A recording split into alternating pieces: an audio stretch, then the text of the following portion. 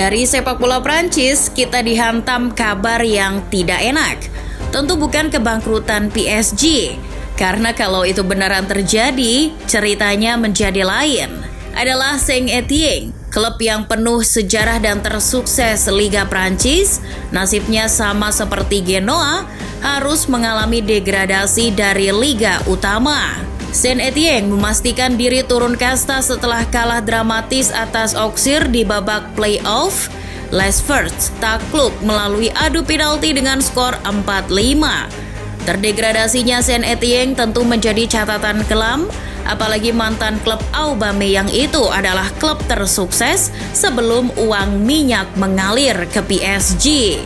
Saint-Étienne merupakan mantan klub papan atas. Era keemasannya pun sudah lapuk termakan usia. Memang betul, klub yang bermarkas di Stade Geoffroy Guichard ini sempat mengalami masa keemasan di era 1960 hingga 1980-an. Kala itu, Jens Snella, Albert Bethux, dan Robert Herbin adalah nama-nama pelatih legendaris yang menjadi pionir dari kesuksesan Les Verts di Liga Prancis. Ketiganya silih berganti membawa The Greens menjadi klub paling disegani di Prancis kala itu. Snella bisa dibilang jadi pembuka gerbang bagi kesuksesan masa lalu Saint-Étienne dengan meraih gelar juara Ligue 1 untuk pertama kalinya pada musim 1956-57. Sebelum PSG dan AS Monaco jadi klub kaya, pesaing utama bagi The Greens kala itu adalah Stade de Reims. Ketika itu, Stade de Reims adalah tim yang memberi sumbangsih pada timnas Prancis. Beberapa pemainnya seperti Raymond Kopa dan Just Fontaine pernah memperkuat Les Bleus. Setelah Snella memutuskan pergi di tahun 1967, giliran Albert Bethux yang melanjutkan kesuksesan Saint-Étienne dengan memoles skuad muda peninggalan Snella menjadi generasi emas. Dengan filosofi sepak bola yang mengandalkan pergerakan tanpa bola untuk menekan pemain lawan, Bethux membuat Saint-Étienne banjir trofi. Praktis, Saint-Étienne asuhan Bethux langsung jadi penguasa sepak bola Prancis. Pemain yang paling sensasional dalam era keemasan Saint-Étienne adalah striker asal Mali, Salif Keita. Ia berhasil mencetak 125 gol dalam 149 pertandingan bersama klub, termasuk 71 gol yang luar biasa dalam 2 musim terakhirnya berseragam Saint-Étienne. Pada musim 1972, Bethux angkat kaki dari Saint-Étienne dan Robert Herbin selaku pemain senior pun ditunjuk sebagai pelatih berikutnya. Hal ini memantapkan tradisi The Greens yang kerap menunjuk pelatih yang memang bekas pemainnya sendiri. Penunjukan Herbin sebagai pelatih berikutnya terbilang tepat. Era kesuksesan Herbin sendiri terjadi ketika ia berhasil membawa Saint-Étienne double winner pada musim 1973-74. Herbin memiliki pendekatan yang berbeda dari pelatih-pelatih lain. Ia yang dibesarkan di Saint-Étienne tak melupakan akarnya. Herbin tak pernah membeda-bedakan pemain, ia juga selalu memangkas jarak antara pelatih dan pemain. Hal tersebut membangun kepercayaan kepada anak asuhnya dan imbasnya adalah Herbin sukses membawa Saint-Étienne menjadi klub kedua Prancis yang masuk final European Cup 1974-75. Sayang di final mereka harus mengakui keunggulan Bayern Munchen. Pada musim 1977-78, Saint-Étienne gagal lolos ke European Champions yang mengakibatkan pemilik klub, Roger Rocher, mengubah kebijakan transfer dengan mendatangkan beberapa pemain bintang seperti Patrick Battiston, Johnny Rep, hingga Michel Platini.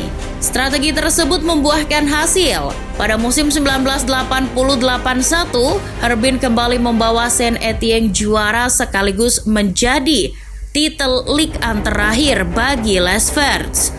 Saat itu, Michel Platini menjadi top scorer klub sekaligus mencetak gol penting sebagai penentu juara Saint-Étienne yang ke-10 kalinya. Selepas itu, kesuksesan hanyalah masa lalu bagi Saint-Étienne. Mereka justru menjadi tim yang problematik.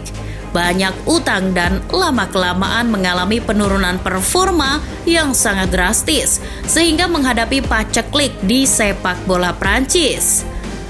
Saint-Étienne menjelma tim gurem, mediocre, papan tengah atau apapun itu yang mencerminkan bahwa mereka bukan yang terbaik lagi.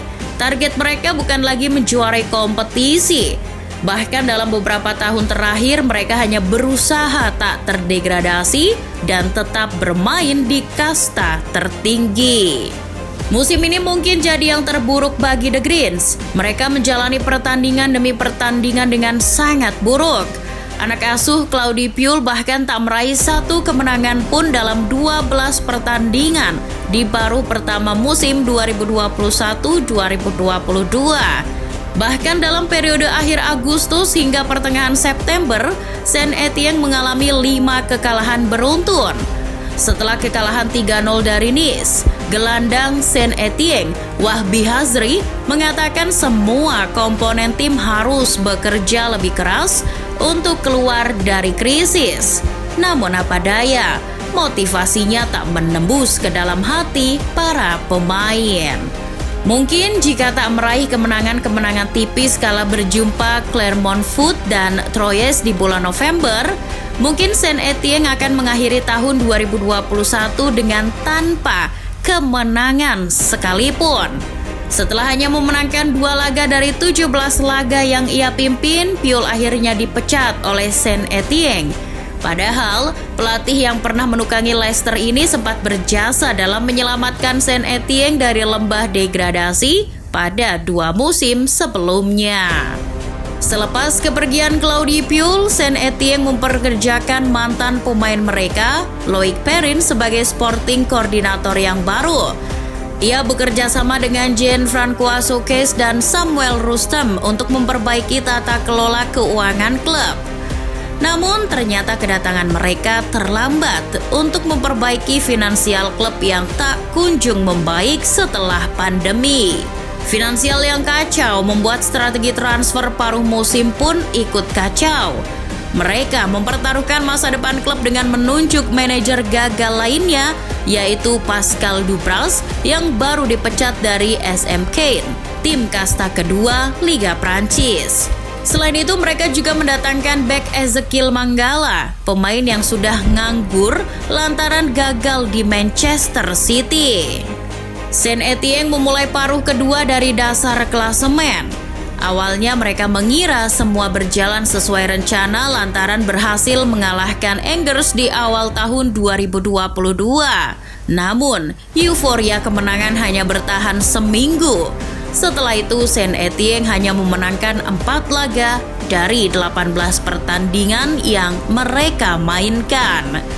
Mereka mengakhiri musim 2021-2022 dengan finish di urutan ke-18 dan mendapat kesempatan terakhir di laga playoff melawan Auxerre, calon tim promosi musim depan. Hasil minor ini membuat pemain dan jajaran staf Saint-Étienne dikritik habis-habisan oleh fans. Supporter Saint-Étienne memang dikenal loyal pada klub kesayangan mereka. Namun mereka juga dikenal anarkis dan kerap menimbulkan kerusuhan yang justru merugikan klub. Kekesalan fans Saint-Étienne pun memuncak kala The Green melakoni laga hidup dan mati melawan Auxerre. Setelah imbang di kedua leg, laga pun dilanjut dengan babak adu penalti. Sialnya, Saint-Étienne kalah 4-5 dari Auxerre. Fans yang sudah tersulut api kemarahan tumpah ruah ke lapangan. Situasi di Stadion Geoffrey Guichard menjadi kacau dan tidak terkendali.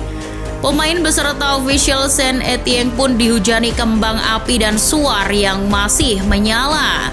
Polisi anti huru-hara kemudian dikerahkan untuk membubarkan kerumunan fans yang mengamuk. Bahkan, pemadam kebakaran juga dikerahkan setelah beberapa oknum fans berusaha membakar kursi stadion. Kerusuhan ini justru menambah penderitaan Saint-Étienne. Jika investigasi dari pihak Federasi Sepak Bola Prancis menemukan bahwa Saint-Étienne bersalah, maka mereka terancam hukuman denda dan laga tanpa penonton musim depan. Come back stronger, less fans.